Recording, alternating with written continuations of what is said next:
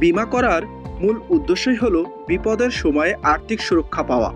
কিন্তু দুর্ঘটনা বা কোনো ক্ষতি হলে নন লাইফ বীমা কোম্পানিগুলো কিভাবে সেই ক্ষতিপূরণ দেয় তা অনেকেরই অজানা। সব ক্ষেত্রে যে নগদ টাকা দেওয়া হয় এমনটাও নয়। ক্ষতির ধরন ও বীমার শর্ত অনুযায়ী বিভিন্ন পদ্ধতিতে দাবি নিষ্পত্তি করা হয়। চলুন জেনে নেওয়া যাক বীমা দাবি পরিশোধের পদ্ধতিগুলো কি এবং কোন পরিস্থিতিতে কোনটি প্রযোজ্য। সাধারণত বীমা দাবি পরিশোধের 4টি পদ্ধতি রয়েছে। এগুলো হলো পুনঃপ্রতিষ্ঠা, মেরামত, প্রতিস্থাপন এবং নগদ পরিশোধ। প্রথমত, পুনঃপ্রতিষ্ঠা।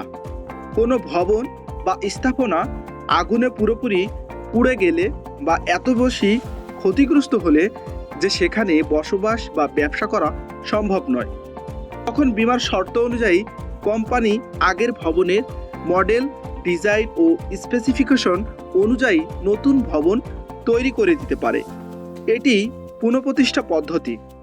দ্বিতীয়ত, মেরামত।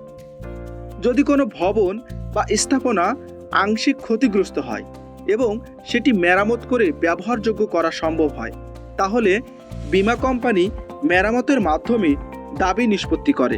অর্থাৎ পুরো ভবন নতুন করে তৈরি না করে ক্ষতিগ্রস্ত অংশ ঠিক করে দেওয়া হয়। তৃতীয়ত, প্রতিস্থাপন। এটি ব্যক্তিগত বীমার ক্ষেত্রে বেশি দেখা যায়।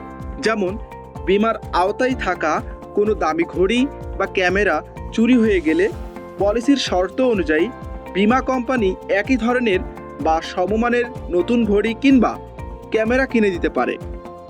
চতুর্থত, নগদ পরিশোধ। কিছু ক্ষেত্রে ক্ষতিগ্রস্ত সম্পদের পরিবর্তে সরাসরি অর্থ পরিশোধ করা হয়।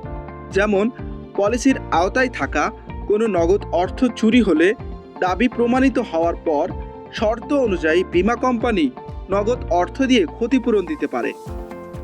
তবে মনে রাখতে হবে, সব দাবির ক্ষেত্রে একই পদ্ধতি প্রযোজ্য নয়। ক্ষতির ধরন, বীমার ধরন এবং পলিসির শর্ত অনুযায়ী বীমা কোম্পানি দাবি পরিশোধের পদ্ধতি নির্ধারণ করে। তাই বীমা করার আগে শুধু প্রিমিয়াম কত সেটি জানলেই হবে না।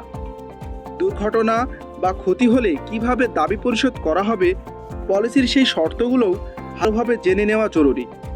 বিপ্লব হুসাইন, ইন্স্যুরেন্স নিউজ বিডি।